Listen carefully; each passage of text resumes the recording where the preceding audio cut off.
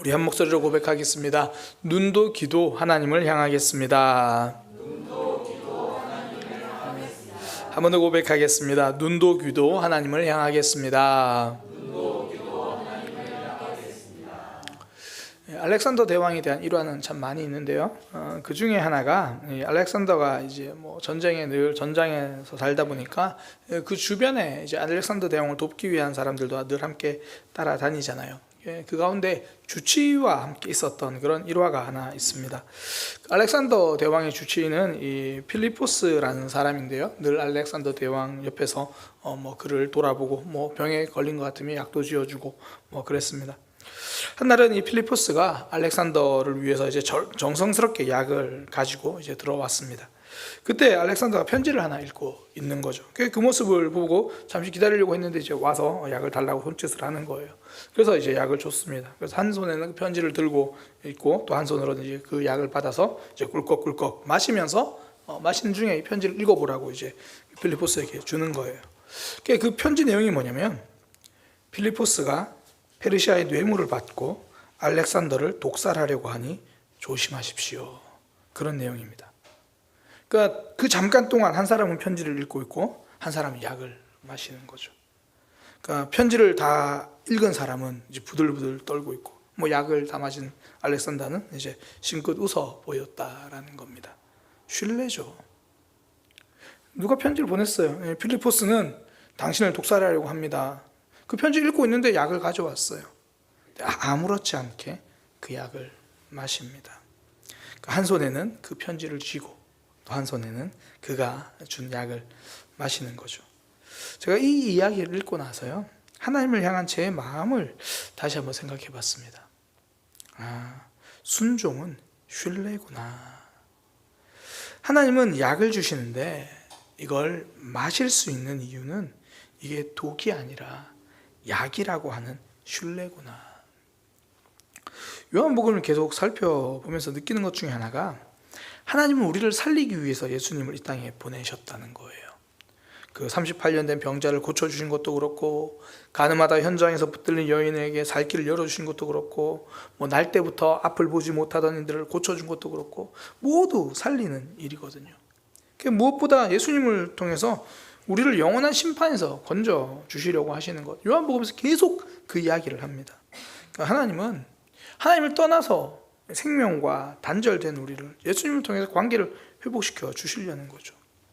그리고 예수님은 결국 그들을 이제 하나님께로 인도하는 그런 역할, 그러니까 하나님의 마음을 가장 잘 보여주시는 분이죠. 사실 우리의 신앙생활이 그렇습니다. 하나님 우리의 신앙에, 우리의 삶에 개입하시잖아요. 그건 다 우리를 살리려는 마음이죠. 독이 아니라 약을 주시려는 겁니다. 예배, 우리를 힘겹게 하려는 것이 아니라 힘을 주시려는 거고, 성경과 말씀, 왜 이렇게 우리를 불편하게 하는가, 그게 아니라 미움의 길에서 사랑의 길로, 죄의 길에서 생명의 길로 우리를 살려주시려는 거죠. 하나님을 향한 우리를 향한 하나님의 마음, 하나님의 일하심은 우리를 살리려는 그겁니다. 그런데 그 마음 모르고 계속 예수님을 대적하는 이들이 요한복음에 계속 나오잖아요. 예수님은 맹인을 고치셨어요. 그런데 바리새인들은 그 맹인을 쫓아내려고 해요. 예수님은 사람들을 하나님께로 이끄셨거든요. 그런데 바리새인들은 오히려 하나님과 멀어지게 만들어요. 그리고는 예수님의 말씀을 듣고도 하나님께 돌아오지 않는 이들도 있고, 사는 길을 알려주셨는데도 그 길을 거절하는 이들 계속 요한복음에 나오잖아요. 예수님은 어떤 이들이 그 생명을 거절하는 이들인지 오늘 양과 목자의 비유를 통해서 그들에게 이제 말씀하시는 거예요. 앞에서 계속 이제 바리새인과 그런 대화들을 하면서 예수님이 지금 이어서 지금 비유로 말씀하시는 거거든요. 양과 목자의 비유를 통해서 왜 자꾸 이 거절하는 자리에 있는가? 예수님의 이 말씀이 우리의 신앙도 점검할 수 있는 그런 시간이 되기를 소망합니다. 그러니까 바른 길로 향할 수 있는 이정표가 되기를 소망합니다. 하나님이 주신 생명의 길, 그 살아남, 그걸 누릴 수 있는 삶이 되기를 소망합니다. 오늘 비유의 포커스는요, 크게 두 가지입니다. 양의 목자라는 것과 그리고 자기 양이라는 거예요. 먼저는 양의 목자입니다. 2절에 문으로 들어간 이는 양의 목자다, 그렇게 이야기를 해요. 그러면서 대조적으로, 목자와 대조적으로 1절에 이 도둑과 강도를 이야기해요. 1절에 진실로 진실로 너희에게 이르노니 문을 통하여 양의 우리로 들어가지 아니하고 다른 데로 넘어가는 자는 절도며 강도다, 그렇게 이야기를 해요. 여기서 말하는 게 지금 선명하거든요. 바리새인들 보고 이야기하는 거예요. 너희는 지금 양을 절도하는 자들이고 강도들이다. 그러니까 하나님께로 이끌어야 하는데 오히려 그렇지 않았다라는 거죠. 그러니까 사람들이 예수님과 접촉하는 걸 막 막으려고 하잖아요. 예수님에 대해서 막 좋게 이야기하니까 아니라고, 그 사람 죄인이라고 막 그러고, 그러니까 하나님과 더 멀어지게 만들고 있어요. 제가 어제 이제 아내와 함께 이 매트라고 하는 기독교 영화를 보았습니다. 우리 지방에 속한 교회 그 성도님이 만든 영화라고 해서 봤는데, 영화 자체는 그렇게 뭐 대단한 건 아니었는데 참 그 노력이 정말 좀 좋더라고요. 그 영화에서 이제 대사를 통해서 기독교에 대한 오해를 하나하나 풀어가는 뭐 그런 내용입니다. 그 중에 기독교에 대해서 반감을 많이 가지고 있는 비리 형사가 이렇게 말해요. 그러니까 교회는 순진한 사람 꼬드겨서 헌금 뜯어내려고 하는 거 아닌가, 그렇게 이야기하면 이제 한 집사님이 이제 조곤조곤 설명을 해주는 거예요. 영화 속 대사로 헌금이란 게 뭐 무엇인지, 또 복음을 전하는 이유가 무엇인지 그걸 계속 이야기해줘요. 그러니까 그런 대사들을 통해서 기독교에 대한 사람들의 오해와 불신을 이제 풀어가려고 하는 거예요. 근데 좀 극단적으로 이야기하긴 했지만 그 비리 형사가 한 말이 안타깝게도 그렇게 또 근거 없는 말은 아닌 경우가 있죠. 교회에 다니지 않는 분들 중에 이제 기독교에 대해서 그렇게 부정적으로 생각하는 분들이 있거든요. 또 정말 소수긴 하지만 이 돈과 헌금을 목적으로 목회 사업을 하는 분들도 가끔 있습니다. 그러니까 그들의 눈은 하나님을 향하는 게 아니죠. 돈을 향하고 있어요. 그러니 열심히 하면 할수록 사람과 하나님을 더 멀어지게 만드는 그런 일, 사역이라기보다는 이제 그런 사업을 하고 있는 거죠. 말 그대로 영혼을 도둑질하는 절도범이요, 강도가 되는 거죠. 바리새인들의 눈은, 그러니까 그들은 뭐 돈에 있었다면 바리새인들의 눈은 자신들의 기득권을 지키기, 거기에 있었죠. 뭐 내 생각 무너뜨리기 싫고 내 삶을 깨는 게 싫고, 그러니까 나만 바라보고 있으니까 다른 사람을 하나님께 인도할 수가 없는 거예요. 그러니까 지금 내 눈이 어디로 향하고 있는가, 이것을 점검하면 내 신앙과 내 사역을 점검할 수 있다라는 겁니다. 그 청년 청소년 사역자들, 이제 그런 사역자들과 대화를 하다 보면 꼭 나오는 주제가 하나 있어요. 이 관계와 신앙에 대한 주제거든요. 그러니까 학생들과 함께 대화하고 그들의 고민 들어주고 그러다 보니까 이 사역자들이 학생들과 관계는 참 좋아요. 그런데 그 학생들의 신앙까지 좋아지지 않더라, 이게 이제 사역자들의 고민인 거예요. 실제로 저에게 이런 질문을 한 사역자도 많고, 어떤 사역자는 저한테 와서 일단 관계가 중요하지 않냐고, 말씀에 대한 뭐 그런 훈련도 중요하다 얘기하면 아니 일단은 뭐 관계가 중요하지 않냐고 저한테 따지듯이 말하는 친구들도 있었고요. 본인은 일단 친해지는 게 우선이라고 생각을 하는 거예요. 그래서 그런 시간을 가졌대요. 원래 우길 때는 말로 해도 안 듣습니다. 그래서 한 2년 3년 지나니까 그런 얘기 하는 거예요.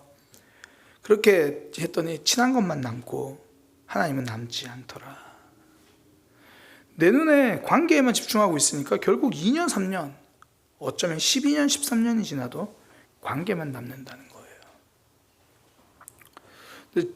근데 그렇게 말하는 또 사역자들도 있지만 굉장히 훌륭한 사역자들도 있습니다. 그 장안동에서 사역하는 어떤 전도사님이 그 대화를 하면서 그런 얘기를 하시더라고요. 그러니까 그 교회에서 청년 사역을 하고 있는 분인데, 가끔은 청년 사역을 어떻게 해야 될지 절망이 든다는 거예요. 구역 모임도 하고 훈련학교도 하고 신병이 필요한 데를 찾아가서 만나기도 하고, 근데 그렇게 한다고 청년들이 하나님을 만나거나 하나님과 더 깊어지는 거나 뭐 그런 게 아니더라는 거예요. 하나님의 역사가 없는 건 아닌데 사역을 해보니까 내가 할 수 있는 게 없다는 생각이 절망만 든다는 거죠. 제가 그분에게 그 말을 듣는데 너무 멋지더라고요. 야, 정말 멋진 사역자다. 왜 그런 절망이 듭니까? 목적이 믿음이라서 그래요.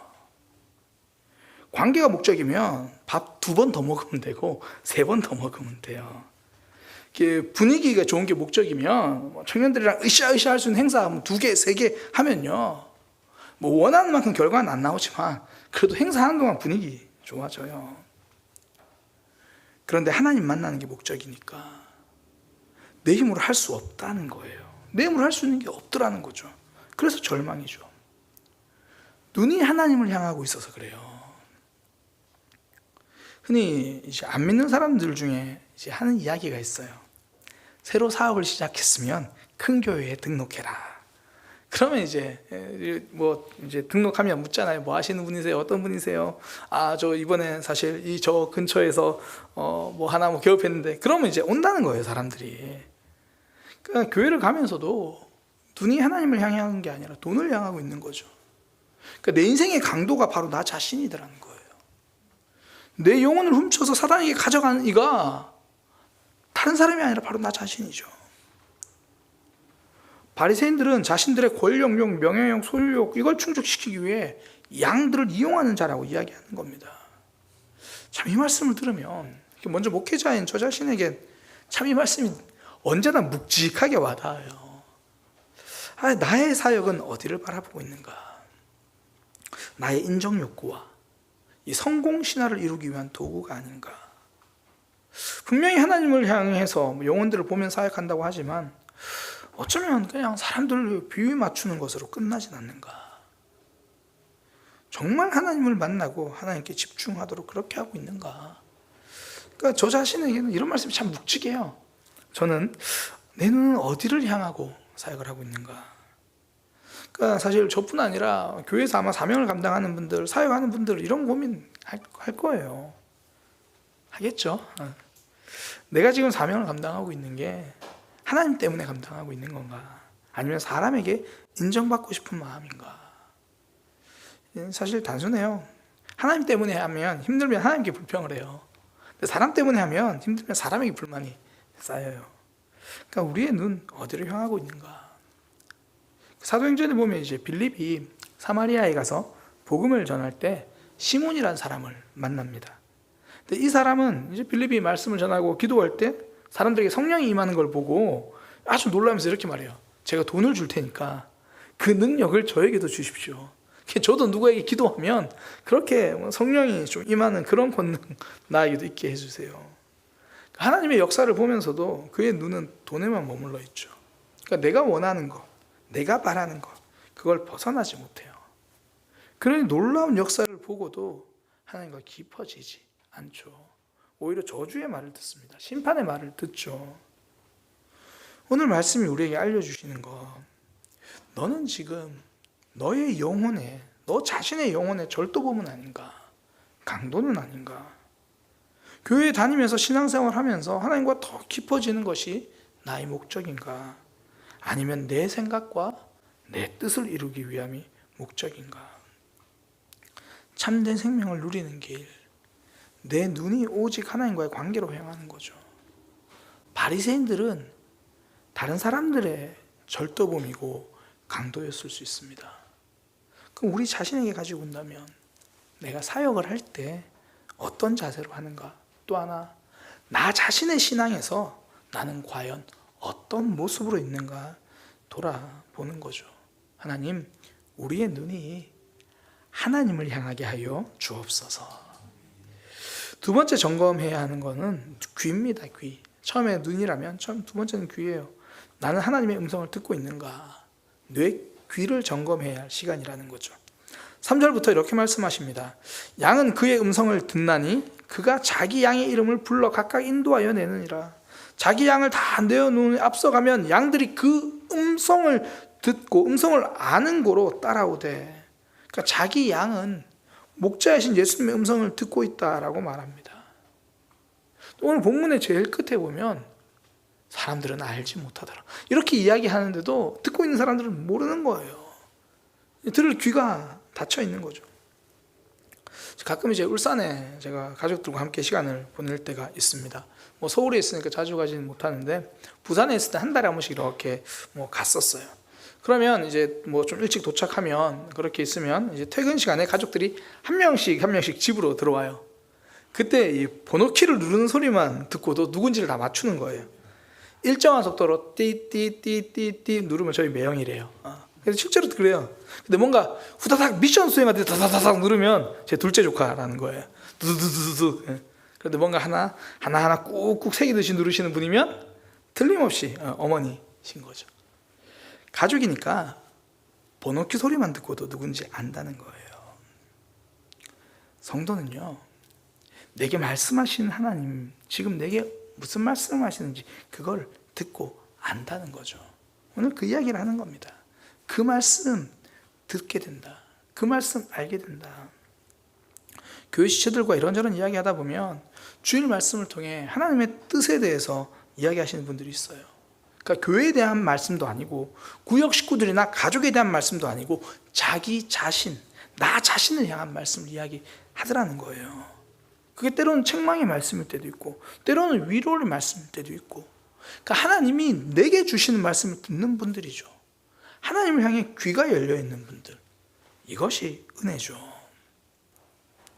제가 이전에 사역할 때 이제 들었던 이야기입니다. 저는 이제 늘 소그룹 중심으로 사역을 하다 보니까 소그룹 인도자들과 이런저런 이야기를 해요. 그런데 같이 멤버들이랑 나누는데 뭐 설교 때 뭐 예화로 뭐 어떤 이야기를 하면 이걸 내가 하나님을 향해 성실함, 하나님을 향해서 내가 정직해야겠다, 그게 아니라 내가 회사에서 정직하지 못했습니다, 회사에서 충실하지 못했습니다, 뭐 그런 이야기들을 한다는 거예요. 실제로 어떤 사모님이 이제 나눔 중에 있었던 이야기를 해주신 적이 있어요. 그날 이제 목사님이 하나님 아버지에 대한 이야기였어요. 그 말씀이 어떻게 순종해야 하는가, 뭐 그런 말씀인데 나눔 중에 한 지체가 자기 아버지에 대한 이제 관계를 이야기하더라는 거예요. 그러니까 말씀과 전혀 상관없이 아버지에 대한 이야기만 계속 하더라는 거예요. 근데 그게 이제 한두 번이 아니라 이제 자주 그러니까 사모님이 그 얘기를 다 듣고 아버지에 대한 관계 잘 들었습니다, 그런 일이 있었군요. 그러면 하나님 아버지와의 관계와 그분의 말씀에 대해서 한번 이야기를 나눠봅시다. 근데 갑자기 분위기가 너무 안 좋아지더래요. 말씀과 상관없는 이야기는 속 깊은 이야기도 하는데 말씀과 관련된 이야기는 갑자기 침묵이더라는 거예요. 설교의 주제를 찾으라고 하면 하겠는데 내게 주신 말씀이 무엇인지를 물어보면 할 말이 없더라는 거예요. 그래서 듣는 귀가 축복입니다. 비록 그 말씀이 내 삶을 낱낱이 파헤치고 숨기고 싶은 것을 드러내다 하더라도 그렇게 들려지는 게 축복이죠. 예수님이 사마리아 수가성에서 만난 여인이 누린 복이 이거예요. 그녀가 처음 예수님을 만났을 때요, 그 대화를 쭉 이제 요한복음에서 보면 처음에는 예수님 말씀을 도무지 이해를 못해요. 정말 듣는 귀가 없어요. 예수님이 먼저 이제 다가가셔가지고 말을 거세요. 물 좀 주십시오, 물 좀 달라고 이야기를 하죠. 근데 이게 물을 달라는 게 아니라 대화를 시작하겠다는 거고 다가가는 거잖아요. 믿음에 대한 초청이잖아요. 근데 그 여인은 배척합니다. 싸늘하게 대꾸해요. 유대인인데 왜 저한테 말 거세요? 그랬더니 예수님이 대화의 주제를 물이 아니고 예수님 자신에게로 대화의 주제를 돌려요. 지금 내가 누군지 알았다면 오히려 나에게 물을 달라고 할 거다. 그러니까 대화의 주제를 제대로 보라는 거예요. 근데 여자는 또 물에 대한 이야기만 해요. 아니, 당신 지금 물기를 바가지도 없는데 무슨 나한테 물을 준다는 말이에요? 그러니까 이야기는 그 이후에도 계속 겉을 맴돌아요. 예수님은 영원한 생명, 그 물을 이야기하는데 그렇게 목마르지 않는 물이 있으면 나 물을 안 기르러 와도 좋겠네. 계속 이제 겉 이야기를 하는 거예요. 그 말씀을 들을 기회가 없는 거예요. 그러니까 예수님이 결국 그 여인이 도저히 피해갈 수 없는 주제를 이야기합니다. 숨기고 싶었던 그 내면을 이야기하는 거예요. 너희 남편을 데려와라. 그때도 여인은 참 피하려고 해요.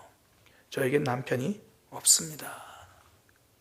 하나님의 말씀 외면하고 피하고 숨으려고 해요. 근데 사실 사마리아 여인만 그런 게 아니죠.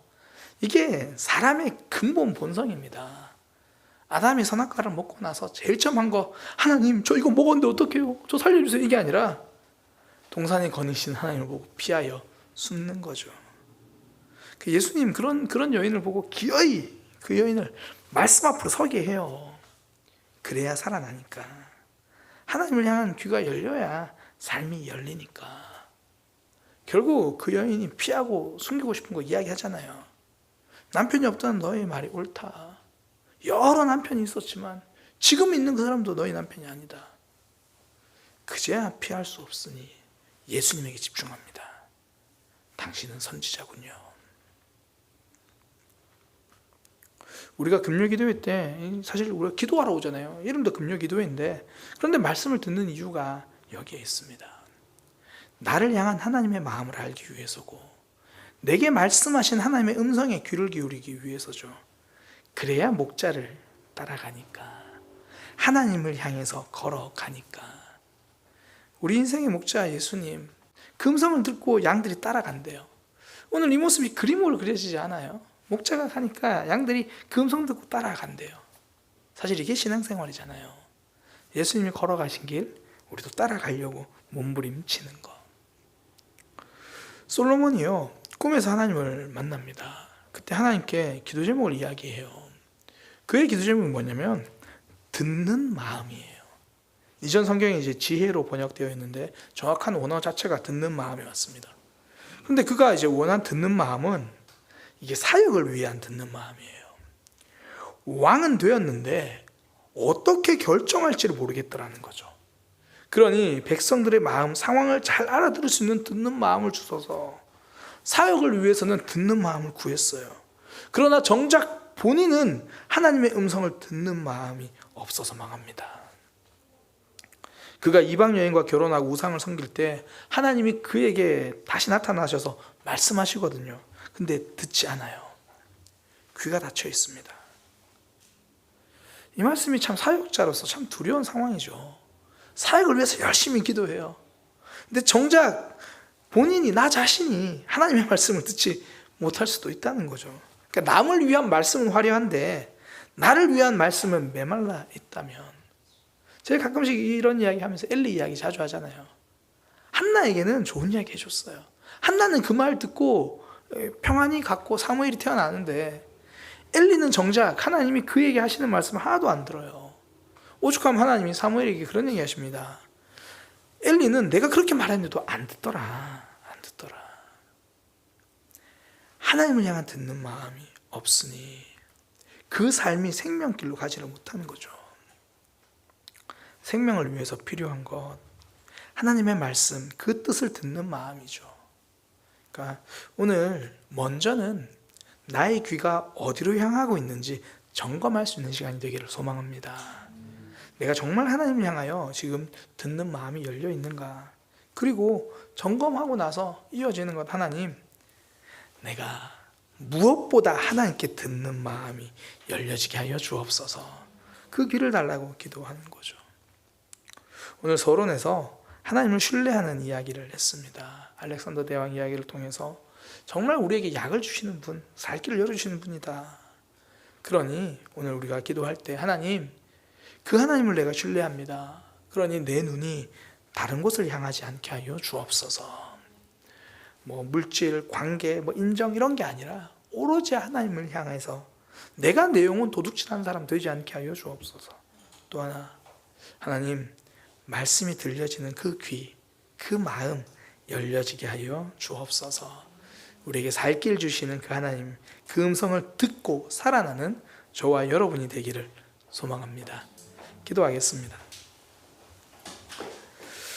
하나님, 예수님은 계속 살 길을 알려주시는데 듣지도 않고 듣지도 못하고 오히려 예수님의 말씀 붙들고 살아가는 이들을 배척하고 있는 바리새인 그들을 봅니다. 예수님은 그들을 향하여 강도라고 하시고 그들을 향하여 절도범, 도둑이라고 이야기하십니다. 하나님, 내 인생의 도둑질을 내가 하고 있는 것은 아닌지, 내 눈은 지금 어디를 향하고 있는지 다시 한번 점검하게 하시고, 무엇보다 우리는 그 목자의 음성을 듣고 있는 양인지 우리의 마음, 우리의 모습, 우리의 귀를 다시 점검하고 듣는 마음이 회복되는 믿음이 되게 하여 주옵소서. 예수님의 이름으로 기도드립니다. 아멘.